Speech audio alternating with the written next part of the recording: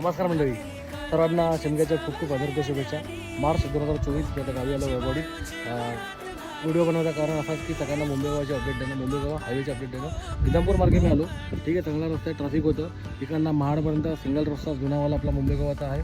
महाडपासून पूर्ण ऑलमोस्ट मला संगमेश्वरपर्यंत रोड ठीक आहे. डायव्हर्जन चालू आहेत, एका साईडला चालू आहे, एका साईडला काम चालू आहे, एका साईडला झालं आहे. असं आहे. कशेडी घाट चढताना थोडं चांगला रस्ता आहे, उतरताना खडबडी आहे, म्हणजे खड्डे आहेत.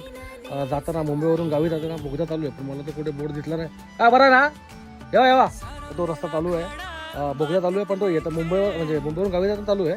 गावावरनं मुंबईला येताना जरा तो हे आहे, काय म्हणतात त्याला, तिथे बोगदा नाही आहे, बंद आहे तो. तिथून संगमेश्वरपासून हातकंब्यापर्यंत रोड पूर्ण खराब आहे, खडबडी आहे, काम चालू आहे.